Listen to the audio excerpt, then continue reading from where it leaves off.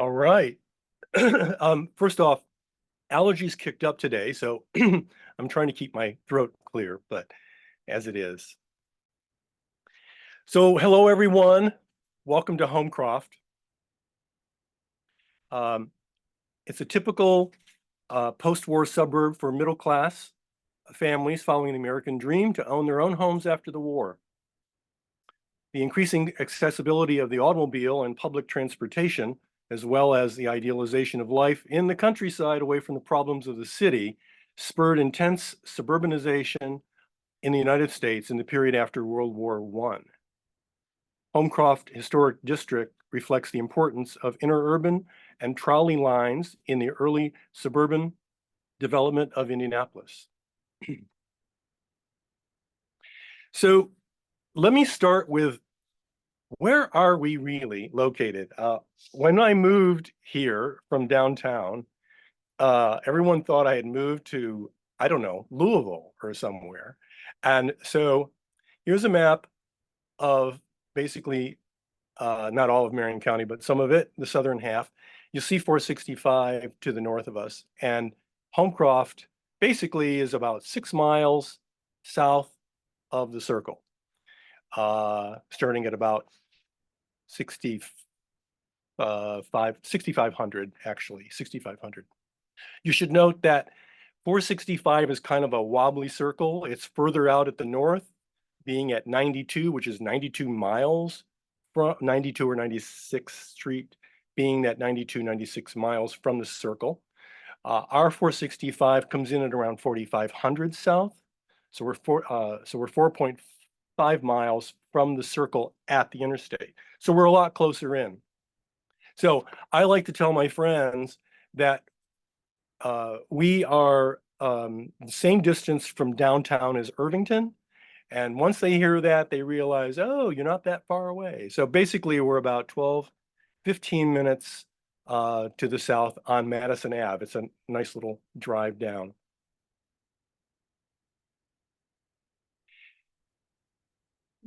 Homecroft, as you can see in this highlighted area, is bounded roughly by Banta Road on the north, the Louisville and Indiana Railroad tracks to the east, your right, excuse me, your right.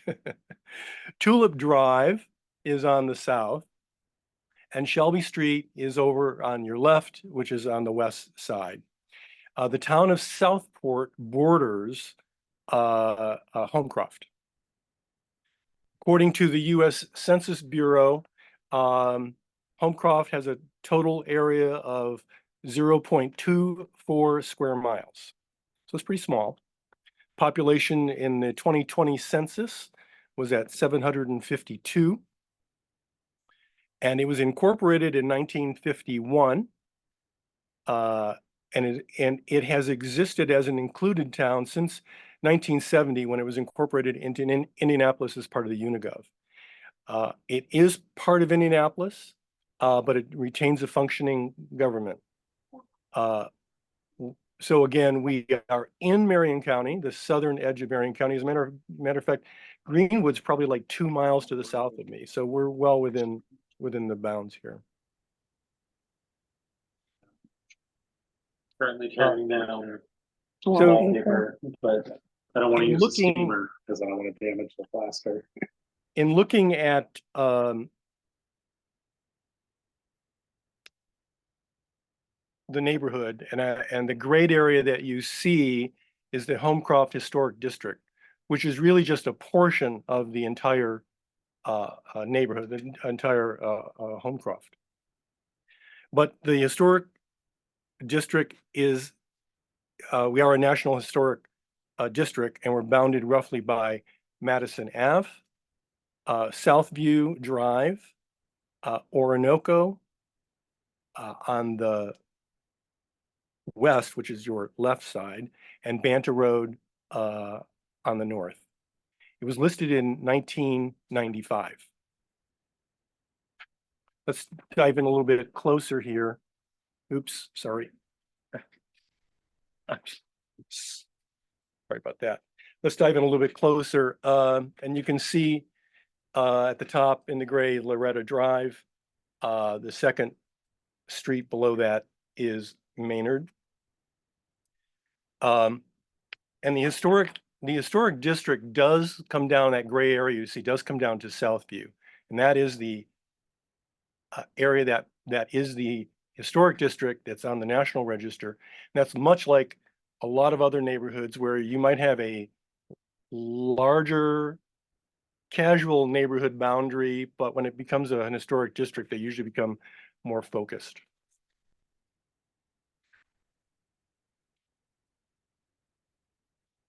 So we do have along Madison and throughout the neighborhood, we do have the period lamp posts, and they're along Madison. They signify the town of Homecroft. So know that Homecroft was a planned residential community. It was much like Woodruff Place, although Woodruff Place was much earlier in the late 1800s.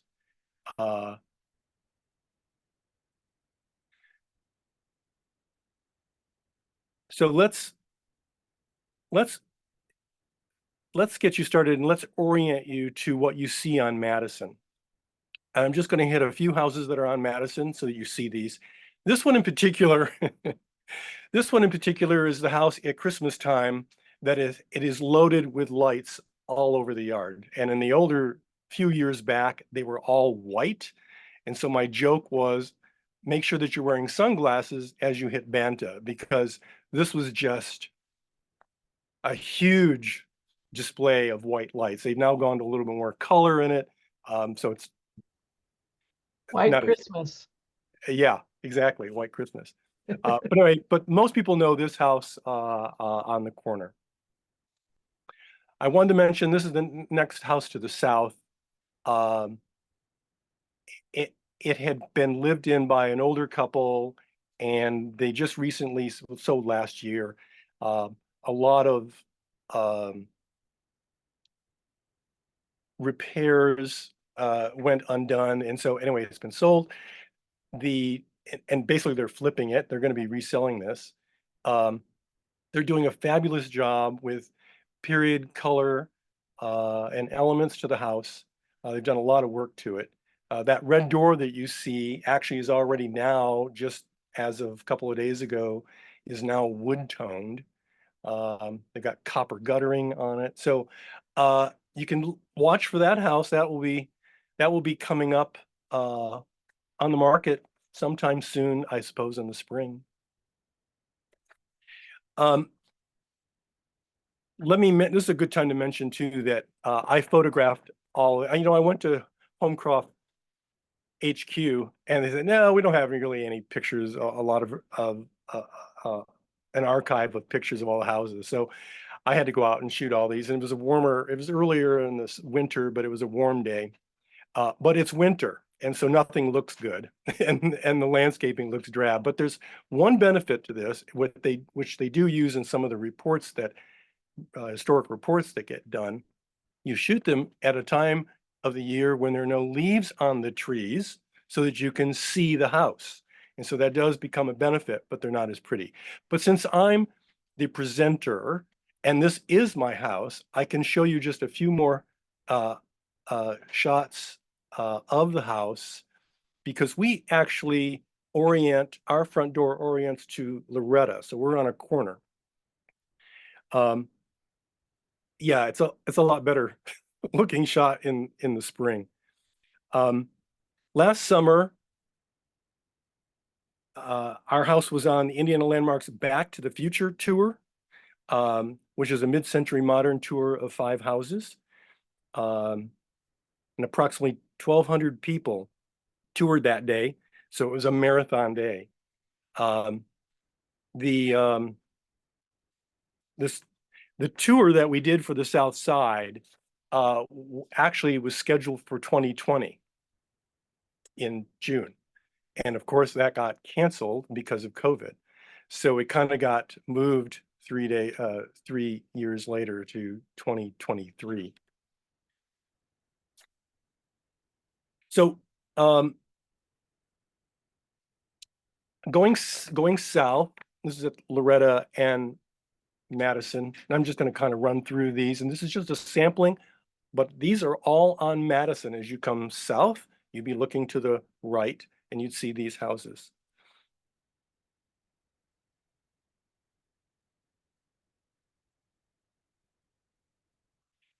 During the 1950s, the intervening space between the south side of Indianapolis and Homecroft filled with housing and commercial strips on Madison Avenue. Homecroft, however, still retains its remote suburban feeling. The small middle-class suburb of well-kept houses, shaded by mature maple trees, you'll hear about that in a moment, is a significant illustration of suburban community planning and development. So let's take you into a little history. This is the historic marker, and this actually sits at the corner of Madison, Banta, southwest corner. Homecroft began in 1923 when Frank Gates and his son Oliver bought 150 acres. Actually, it started out 80 acres, and then later he bought an additional 70 acres. Standard lot sizes are 70 by 200 feet. Frank and his son had developed subdivisions in Ohio and Michigan as well as Indiana, and his best known development here in Indianapolis is Forest Manor, which is just south of Broad Ripple. So I have a couple of slides of some marketing pieces, and I just love these, especially this one. And I have to read a couple of lines. Home ownership. This is a marketing piece selling property to live in Homecroft, right? Home ownership creates a wonderful feeling of justifiable pride, independence, and security. Home ownership encourages thrift and initiative. Anyway, you can read through some of those, although they're kind of true, but they were marketing their development here. I have another ad from the Southport High School yearbook ad, 1941. And they had their office downtown, which I thought was interesting. Although he maintained, I don't know if I call it an office. I don't know if I call it a home, but it might have been a site office here in the neighborhood. I wanted to show you this 1933 map. And it shows, if you look to the green circle, and that the name is Pewitt. This is the farm of Pewitt. And Homecroft, you'll see just to the north of the circle, the oval. And Gates was buying farmland from the Pewitt family. So that's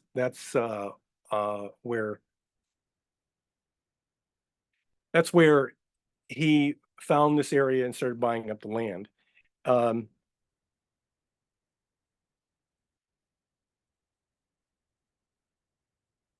It was desirable because the location is close to the interurban line or on the interurban line in the 1930s and the 40s.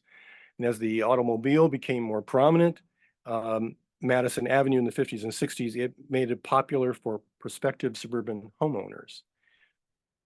Suburbs were exploding at this time. I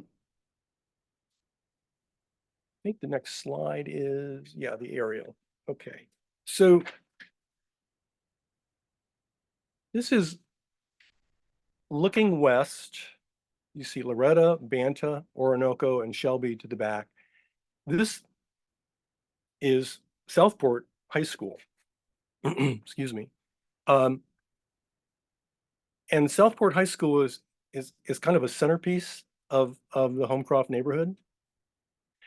And I think I should just take you back into some history, a little history, because Homecroft has a sister relationship with Southport, although Southport being the older sister, but it ties in with Perry Township and the schools. And I'm going to grab this information I pulled off. It's an excerpt from the book Hail Our Southport. The author was Rick Schaefer. So beyond Homecroft, we're just looking at the Perry Township area. The first settlers came in 1823 to what would become known as Southport. 1 year earlier, Perry Township had been platted. Jacob Smock came up from Kentucky to set up a grist mill along Little Buck Creek. In 2 years, the capital of Indiana would transfer from Corydon to nearby Indianapolis. By 1832, the town of Southport was established, and in 1853, it became one of the first communities in Marion County to be incorporated. The Smock family remains integral part of the history of Southport. They were even instrumental in laying the foundation for the educational needs of their future descendants by providing land and a structure that was used at Southport's first school. Then the town of Southport and Perry Township community would ultimately open the high school in 1891. And that's located near the corner of what today is Madison Avenue and Southport. 18 years later, they built a second brick building that replaced, they built a newer, larger facility at that same site. So back to this slide, you're looking at the third Southport High School. So we have two down at Madison and Southport, and the community of Perry Township in Southport moved the school and built it here. The first class was in 1931. And I should add that today's Southport High School, which is, I guess, number 4, would be going back away from the school over the stadium. On the other side of Shelby is where the new Southport High School sits.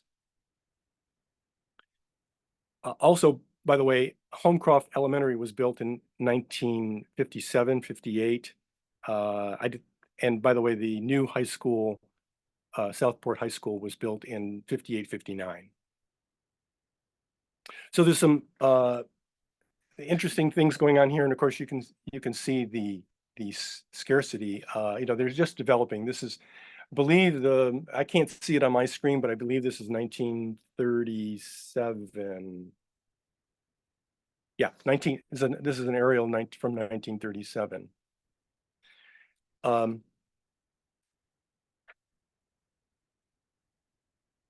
Moving forward, we're going to talk about the WPA a little bit. So in the early 1930s, the Works Progress Administration, the WPA, installed storm sewers to drain the swampy area, and Gates started selling lots on the 80 acres that he initially bought. So they were installing sidewalks with the help of the WPA, although that caused quite a bit of controversy because they were using government labor on private property.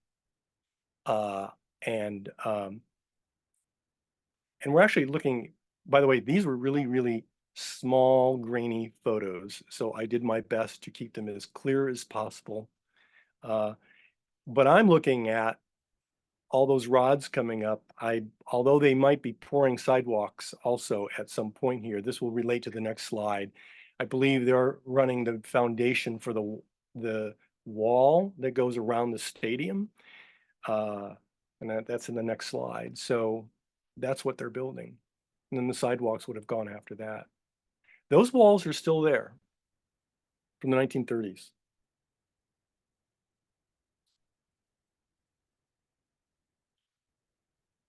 So the stadium was called the Roosevelt Stadium.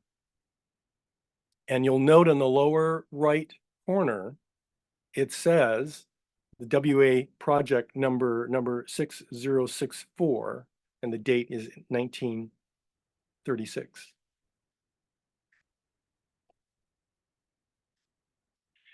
This is a 1941 aerial, and you can see that it's starting to grow. We are now looking north and not west. So on your left is the Southport High School. We just have to throw this one in. This is the Easter sunrise service in 1947. Robes and crosses are a little uncomfortable until you see the piano. And it's like, okay, it really was a service. And they were really playing music for the service. I think we have one more aerial. Yeah, this is 1965. So on the left, you'll see the what we call the old high school, and then you see the stadium to the right, and keep going further to the right, all the way to the top, and that is the today's Southport High School.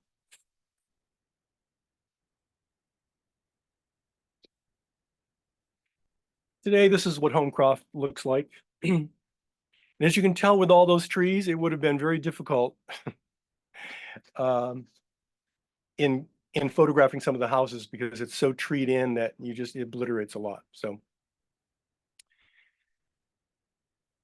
by the way, in the 1930s, Frank Gates, the developer, decided to beautify the neighborhood, and he added 2 maple trees to every front yard and 1 maple tree to the backyard. And a lot of those trees are still here, and as you can see.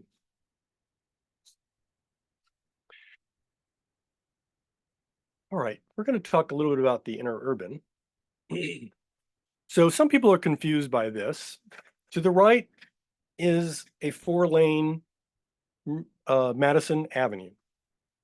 But you'll notice that we've got this little path or road next to Madison.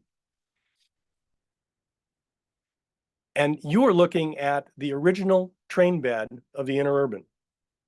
And we happen to use that space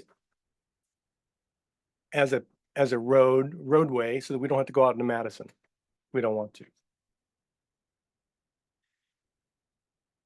So as I mentioned before, with the location on the interurban line in the 1930s and 40s, it made it popular for prospective suburban owners. Thus, Homecroft reflects the importance of interurban and trolley lanes in the early suburban development of Indianapolis. Now, I should add, this was not a stop on the interurban. That's further to the south. So going to the south, we're going to come to Southport. And that's a very early photo image from that time, from the Southport Depot. And some people didn't really understand what some of our roads, streets down here, stop 10, stop 11. This is why. These are actual stops on the interurban line and the train line. This is fun. This is a colorized version. I think it may have been a postcard looking at the type text on the bottom, and there's texture to the paper. But in January of 1900, the Indianapolis, Columbus, and Southern Interurban Company opened an interurban line on Madison Avenue from downtown Indianapolis to several southern Indiana towns.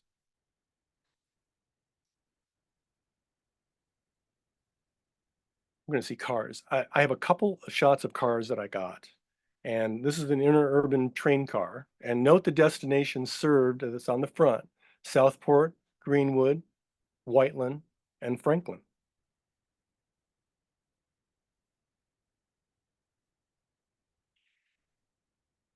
This is the Dixie Flyer, and I thought this is a rather slick, sophisticated train car. But then you notice at the top of the windows, it says interstate. And I think this was more than an interurban. I think this is one of the train cars because our line did take us down to Louisville. And this is probably one of those trains. So it suggests to me that it's a longer haul train car. So you see, Indianapolis had great mass transit in its day. So we're trying to get back there. Doing on time. Well, we're good. All right. Let's take a drive, shall we? I thought it would be nice to just kind of show you a few houses in the neighborhood. All sorts of variety and architectural styles, but not one is copied. There's only one. They're all unique designs. We're going to head down Loretta and then we'll come back up Maynard. And I've only selected 20, so we'll just kind of run through these. This is kind of like if we were driving in the car, this is what you'd see. But some are just quaint and adorable. I love this one. This is 4 doors from my house.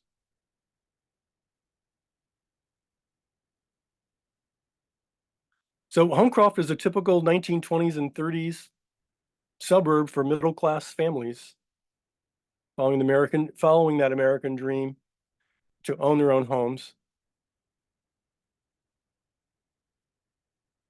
The developer Gates offered design services to prospective lot buyers based on the model houses they had built, and others chose their own designs. That's a big colonial. It doesn't look big in this picture, but it really is an imposing structure. Again, we've got Tudor, colonial, ranches, English cottage, bungalows.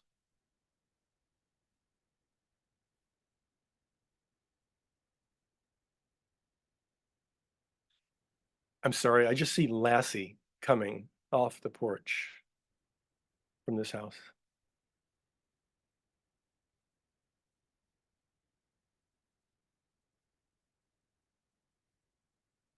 Some are small, some are large. Nice little Cape Cod.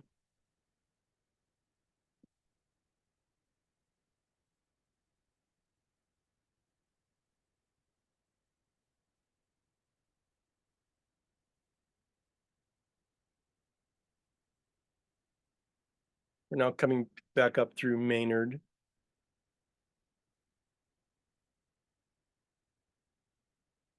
Bungalow elements.